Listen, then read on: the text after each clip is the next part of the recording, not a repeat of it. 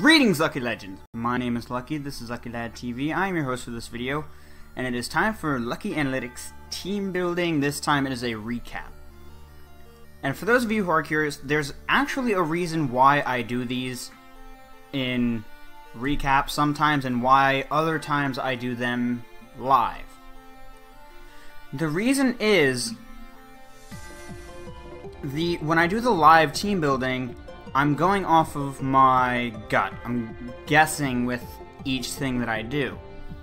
Whereas when I do the post-commentated versions, those are teams that I have used, altered, edited, what have you, because there were things that I wasn't handling properly, or things that I wanted to handle better, or things that were just unnecessary. And this is a good example of that, because this is an OU team that's based on threat analysis. Because the biggest threats in the OU tier, you have Manaphy, which can set up a tail glow and tear through teams. That's why we have Mega Venusaur.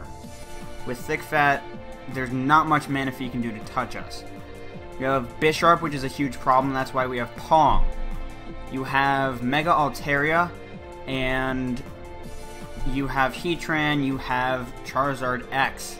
All of those can be countered relatively well with Ragnarok. Ragnarok is our Heatran. Ragnarok is max HP, max... what's it called? Special attack, that's what it is. And it has Flamethrower, Earth Power, Flash Cannon, and Roar. Roar is because, while I can't handle Manaphy, I can easily switch in onto, assuming my Air Balloon is intact, I can easily switch in on either Mega Altaria or Charizard X, Mega Charizard X, assuming that they are not going for an attacking move. Like, if I safely feel that they are going to be going for a setup move, such as Dragon Dance or Substitute, then I can safely switch in my Heatran. And then they would see that I have the Air Balloon, and in order to kill me, they would need to use Earthquake. However, with the Air Balloon intact, they need to use another attack first, which is when I am able to get off my Roar and prevent them from setting up and sweeping my team. Flamethrower, Earth Power, Flash Cannon, and Roar. Flash Cannon is for the Mega Altaria, and Earth Power is for Mega Charizard X. Mega Charizard X gains a boost in physical defense, but not special defense, so Earth Power will hit pretty hard. Then we have Pong. Pong, Pong, Pong, Pong, Pong. If you don't know why this is named Pong, go check out my good friend Classy Phantom. He had me on for an episode of one of his series called Barmy Builder, I think that's what it's called. And 2 sticks in a ball. 2 sticks in a ball. We have Drain Punch, Mach Punch, Knock Off, and Ice Punch. We are Guts simply because if I get burned, I don't want to be nerfed. Originally, I had Facade on here, however, we were getting walled by Gengar. And Gengar is not the type of Pokemon you want to get walled by because, meaning instead of Knock Off, I had Facade. The reason I have Ice Punch is because you have Landorus Therian and you have Garchomp in this tier, and both of them take a huge amount from Ice Punch. If not, they will get one-hit KO'd, depending on their EV spread and depending on whether or not I've been intimidated by, well, in that case it would be Landorus Therian. Mach Punch is for the Bisharp. I can take a Sucker Punch extremely easily. I'm very physically bulky, as you can see, and I'm actually just very bulky all around, and then Mach Punch will proceed to destroy Bisharp's face. Or what I could do is I could go for Drain Punch and then Mach Punch in case it's, you know, Focus Sash. But between these two, I get destroyed by Manaphy, because a +3 Manaphy just fucks me over. It just destroys everything. And that's where Mega Venusaur comes in, because it resists the Ice Beam with the Thick Fat ability. And, you know, neutral bulk, with very, very, very heavy HP investment. And then we have Giga Drain. The other thing that we have is Substitute. The reason I went with Substitute is because Mega Venusaur can very easily force your opponent to switch out. Because Mega Venusaur is only hit super effectively by Psychic and Flying. And if your opponent doesn't have one of those two on their Pokemon, then it's going to be, you're not really going to win a war with Mega Venusaur. It's just too fat. Unless you have something with Sap Sipper or something that can just tank special hits forever, there's really not much you can do against it. I forgot to name this thing. I don't really have a name for Mega Venusaur, because I never use it. I'm not a big fan of Mega Venusaur, but it works really well with this team. I'm just going to call you Tree Rex. I don't, that's what Patters called his in the latest UCL match that I saw, so I'm just going to run with it. And so yeah, that's Tree Rex. One Pokemon that I was still worried about was flying types with access to Earthquake. Meaning Pokemon that have actual flying type moves with access to Earthquake. But what I was actually more worried about was Staraptor. Because flying types with access to Earthquake are, you know, they're an issue, but we can handle them. One of the things that we could not handle with this team was Staraptor, because Staraptor gets close combat, which does way too much to Ragnarok, and I can't hit it back very hard. Like, Flamethrower does a good amount of damage, and so does Flash Cannon, but, you know, Staraptor wins that battle. And if Staraptor is Choice Banded, it'll one-shot me. And Brave Bird with Reckless Boost does a huge amount, might even one-shot Tree Rex. I didn't calc it. And same goes for Pong. Pong's not going to appreciate that. So that is where Cybertron comes in. Cybertron is our Citrus Berry Rotom Wash. The reason I went with the Citrus Berry rather than something else is because Rotom Wash is very common switching. I'm going to be switching it in onto my opponent a lot. Volt Switch, Hydro Pump, Will-O-Wisp, and Thunderbolt, very standard set. I decided to go with max speed and then just heavy special attack investment. This thing also completely walls Talonflame. Talonflame can't really touch us. And we can, you know, fire off Hydro Pumps and take it down eventually. If it's a really bulky variant, it'll take a while, but, you know, it'll work. One of the other Pokemon that I was worried about was Weavile. We do have Pong, but if Pong goes down, I know I needed another thing that could handle Weavile, and that's also where Cybertron comes in, because we can Will-O-Wisp it. Weavile is very frail, because then we could Thunderbolt and it would probably die. Other things, there weren't anything else that I was like super worried about. However, one thing that I did realize is that this team has no Rapid Spinner. Or Defogger, for that matter. So I knew in order to level the playing field, I would need to be able to set up hazards of my own. That is where Tanlines here comes in. Tanline's holding the Dread Plate to raise the power of its Pursuit and its Knockoff.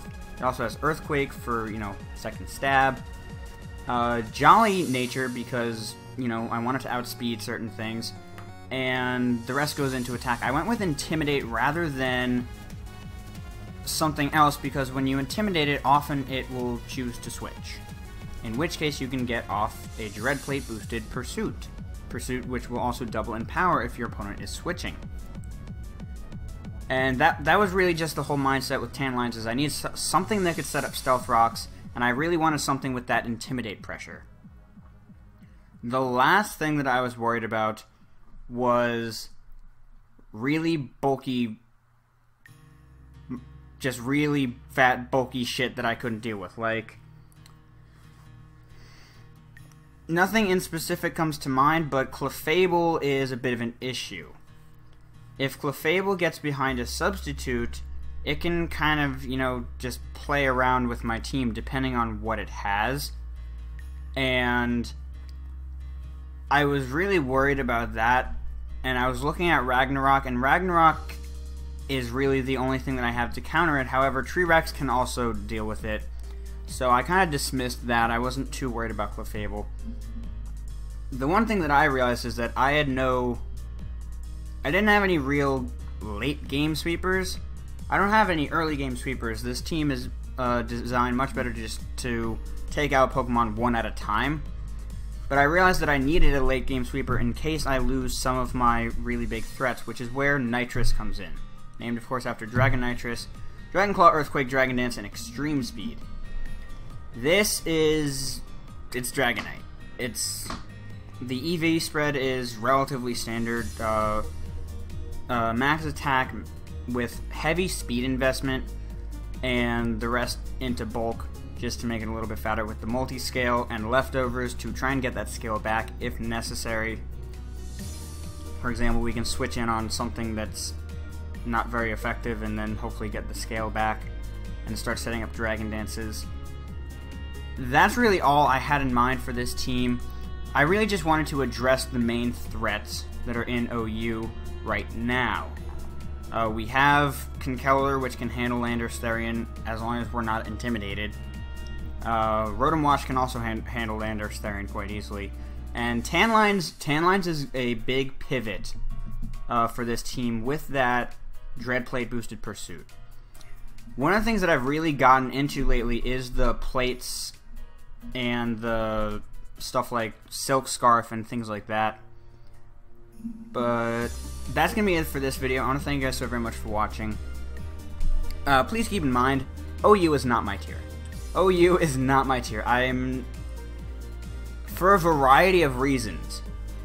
One of the biggest reasons is because there are people who pretty much only play OU, and a good example is a very good friend of mine, Mega Mogwai. He knows OU like the back of his hand, and no matter how hard I try, I'm never going to become the OU expert that he is. And you're saying, well, there are things that you offer that he doesn't offer. Yes, there are. But I don't like OU to begin with. The reason being, everything in it is overused. It's literally overused. By definition, all of the Mons on this team, with the exception of Crocodile, and Conkeldurr, because I like Conkeldurr, and, well, Rotom Wash is 50-50. Because I like Rotom Wash, but to the same extent, it's like the poster child for VGC, in my opinion, and it bothers. So, like, I'm kind of on the edge about it, but Dragonite, I don't really like using. Mega Venusaur, I pretty much hate with a passion, because of how fat and annoying it is. Heatran is all over the fucking place, and I don't really like it either. I really don't like OU.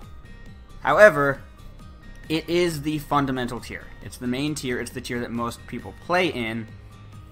So I need to have teams made for the tier, so that if I'm going to ask for a Wi-Fi battle, which I will be doing more often once I have moved, I need to have OU teams, because the original Bulky Method team is very outdated. It does not cater to the meta as it is now. The OU Bulky Method cannot handle Landorus Therian, because the Rotom Wash on that team has no special attack investment. Well, it has 4 EVs in special attack investment. And if a Landorus Therian is Assault Vest, then I can't do anything to it. And Rock Slide does a butt ton. It also really can't handle Heatran, as you will see in a future battle. It can't handle an Air Balloon Heatran because Mold Breaker doesn't work that way. At least I don't think it does. If it does, I made a huge misplay, but I'm virtually certain it does not. But again, thank you guys so very much for watching and for joining me here at the dojo. I forgot to say that at the beginning. But with that, I'm going to get about. Best of luck out there. I will see you all soon. Goodbye.